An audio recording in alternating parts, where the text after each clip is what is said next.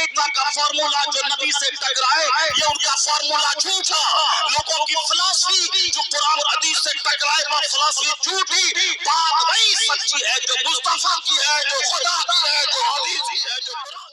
آدمی کا سلیکشن کیا اس دھرتی کے سب سے مہان نتم لوگ، اس مہانتم لوگوں میں سے اول نمبر پہ جو اس غیر مسلم نے جو سروشریشٹھ شریلی میں سب سے پہلا نام جو دیا ہے وہ اپنے پیغمبر کا اس نے نہیں دیا. اس نے نیوٹن کا نام نہیں دیا، انہوں نے آئنسٹائن کا نام نہیں دیا، انہوں نے اس دھرتی کا سب سے کامیاب ترین انسان کی فہرست میں اول نمبر پہ محمد عربی کا نام لکھا. مولانا صاحب بولیں تو کہیں صاحب یہ مولانا کا کام ہی نبی کی تعریف کرنا. پیر صاحب اگر کہیں تو بولیں پیر صاحب کا کام ہی اپنے پیغمبر کی تعریف کرنا. لیکن یہ جملہ اس کا ہے جو کلمہ نہیں پڑھا ہے، جو مسلمان نہیں ہے، مگر اس نے عقیدت کی بنیاد پہ نہیں کہا. انہوں نے حقیقت، فیکٹ، سچائی کا مطالعہ کر کے اس نے کہا کہ اگر کسی کو اعتراض ہو میری تحقیق پر تو وہ معقول دلیل دے دے، میں اپنی ترتیب بدل دیتا ہوں.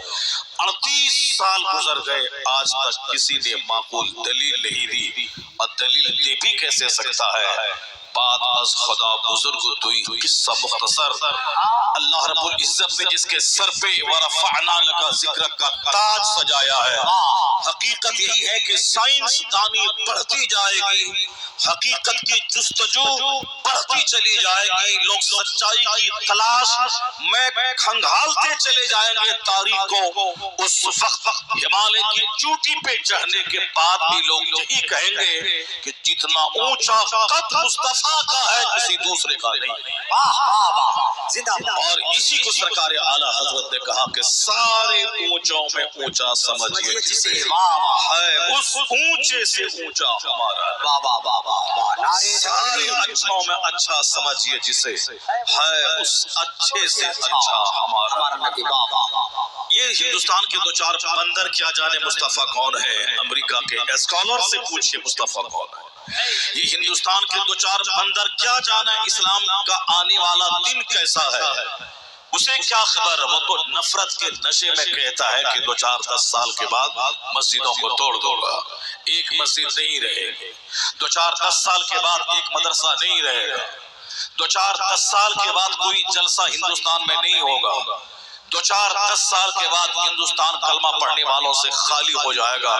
یہ وہ نفرت کے نشے میں بول رہا ہے، وہ نفرت کی وجہ سے بول رہا ہے، وہ سچائی نہیں جانتا. یہ کم پڑھے لکھے لوگ ہیں، یہ تو 4 روٹی کھانے کے لیے اپنے لوگوں کو خوش کرنے کے لیے اس طرح کی باتیں کرتے ہیں. لیکن میں آپ کو خوش کرنے کے لیے میں یہ نہیں کہتا، بلکہ یورپ کا ایک دانشور ہے ڈاکٹر برنارڈ شا، وہ کرسچن ہے. اس پیدا ہوا یورپ میں جو دنیا کا سب سے ترقی یافتہ بر اعظم ہے. ہندوستان دنیا کے جتنے بھی ترقی یافتہ ممالک ہیں سب یورپ میں ہیں. بیلجیم یورپ میں ہے، ہالینڈ یورپ میں ہے، فرانس یورپ میں ہے، برٹین یورپ میں ہے. یہ سارے ڈیولپڈ کنٹریز یورپ میں ہے، سارے ترقی یافتہ ممالک یورپ میں ہے.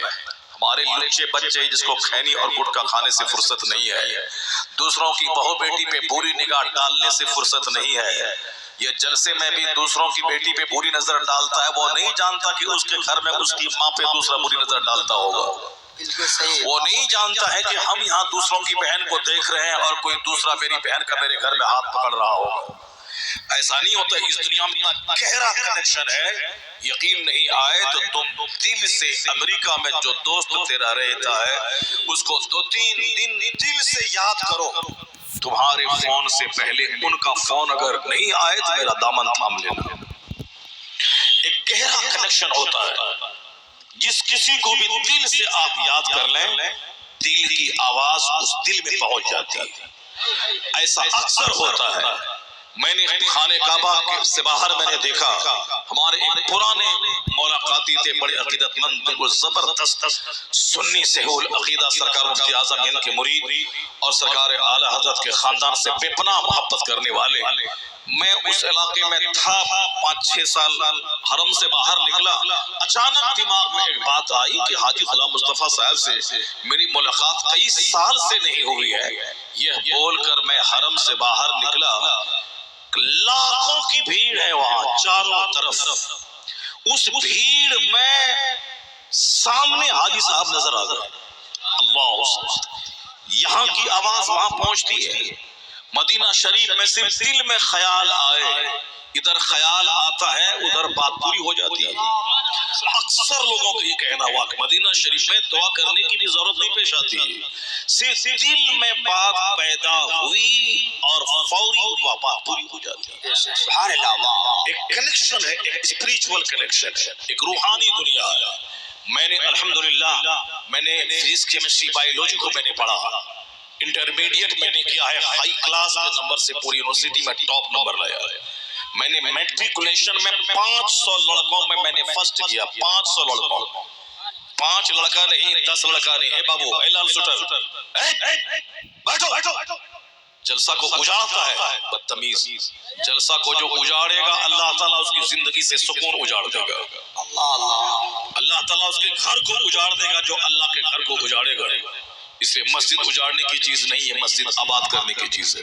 جلسہ اجاڑنے کی چیز نہیں، جلسہ آباد کرنے کی چیز ہے۔ یہاں کوئی کلکتہ سے کوئی رنڈی ناچنے آج آتی تو آج 5 لاکھ لوگ یہاں جمع ہو جاتے۔ اگر کوئی کانپور اور مکنپور کا کوئی قوالہ یہاں آتی قوالی گانے کے لیے، 3 لاکھ لوگ جمع ہو جاتے۔ لیکن سب کو معلوم ہے کہ کوئی دوسرا ایک آل رسول بابو حضور آنے والے ہیں۔ کتنے لوگ یہاں آئے؟ بمشکل کام 2-4 ہزار لوگ آئے، جبکہ 50,000 کو آنا چاہیے۔ بابو حضور اس کا نام ہے کہ جس کے گھر میں قدم رکھ دیں وہ اگر مزدور ہو تو سیٹ بن جاتا ہے۔ تمہیں نہیں معلوم ہے، بابو حضور اس کا نام ہے جس نے تمہارے علاقے ٹھاکر گنج، بہادر گنج، اسلام پور، اتر دیناج پور، اس علاقے کی بلاؤں کو بابو حضور کی دعاؤں نے دور کر دیا۔ بے شک، سبحان اللہ، نعرہ تکبیر، نعرہ رسالت، فیضان حضور عالی۔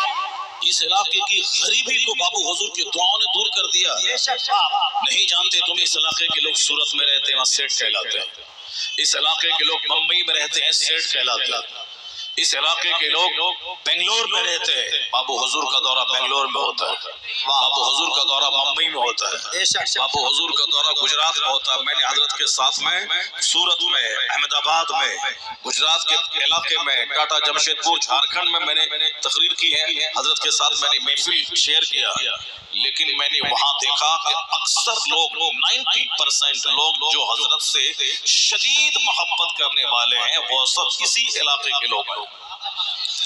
سورت اور بمبئی میں سورت کے لوگ نہیں بلاتے حضرت کو، اس علاقے کے جو لوگ وہاں رہتے ہیں وہی حضرت کو بلاتے ہیں۔ بمبئی کا لوکل جو باشندہ ہے وہ نہیں بلاتا ہے، جو یہاں کے لوگ وہاں جا کے ارب پتی سیٹ بن گئے وہ سب بلاتے ہیں۔ ارب پتی سیٹ سے پوچھیں کہ تم تو مزدوری کرنے یہاں آیا تھا، یہاں 2-4 گھر تم نے خرید لیا اور صاحب تم نے کروڑوں کی پراپرٹی جمع کر لی، کیا ہے، کس نے کیا کیا؟ وہ بولتا ہے صرف سرکار بابو حضور کی دعا کا نتیجہ۔ تو جن کی دعاؤں سے دولتیں مل رہی ہیں، جن کی دعاؤں سے زندگی میں خوشیاں مل رہی ہیں، جن کی دعاؤں سے بچے مل رہے ہیں، جن کی دعاؤں سے گھر میں دینداری مل رہی ہے، ان کے نام پہ تو کم سے کم 5 لاکھ کا مجمع جمع ہونا چاہیے۔ نہیں، ایک طوائف آئے تو 5 لاکھ لوگ آ جائیں گے۔ سوچ لو میں کہاں ہوں، آپ کہاں کھڑے ہیں، اور ابھی کہیں گے کہ اللہ کہاں ہے، رسول پاک کہاں ہے، غوث اعظم کی عطا کہاں ہے۔ اللہ رب العزت تو آپ کی شہ رگ سے بھی زیادہ قریب ہے، رسول پاک تو آپ کی جان سے زیادہ قریب ہے۔ النبی اولیٰ بالمؤمنین من انفسہم، نبی مسلمانوں کی جان سے زیادہ قریب ہے۔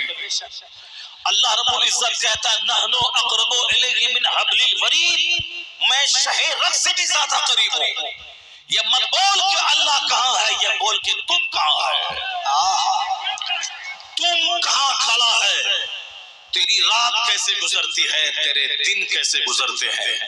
جس زبان سے اللہ کا ذکر ہونا چاہیے اس زبان سے 90% جھوٹ کے جملے نکلتے ہیں. جس آنکھ میں ماں باپ کا چہرہ رہنا چاہیے تاکہ حضور کی بشارت کے مطابق روزانہ 100 بار دیکھوں تو 100 بار مقبول حج کا ثواب کماتا رہوں. اس آنکھ میں گنبد خضرا اور خانہ کعبہ کا جلوہ ہونا چاہیے. اس آنکھ کی پتلیوں میں قرآن پاک کے اوراق ہونا چاہیے. اس آنکھ کی پتلیوں میں دینی کتابوں کے چیپٹر ہونا چاہیے. اس آنکھ میں ماں باپ کا چہرہ رہنا چاہیے. لیکن دیکھ لیں کہ 90% لوگوں کی اس آنکھوں میں غلیظ چہرے رہتے ہیں، اجنبیہ عورتوں کے چہرے رہتے ہیں، بھابھی اور صاحب سماج کی کزن سسٹر اور گرل فرینڈ کے چہرے رہتے ہیں. ماں باپ بھائی بہن مدرسہ مسجد گنبد خضرا کعبہ یہ کچھ نہیں رہتا. صرف نگاہوں میں فلمیں رہتے، صرف نگاہوں میں گندی تصویریں رہتے، نگاہوں میں ٹیلی ویژن کی اسکرین پہ نگاہیں جمی رہتی ہے. اس کے باوجود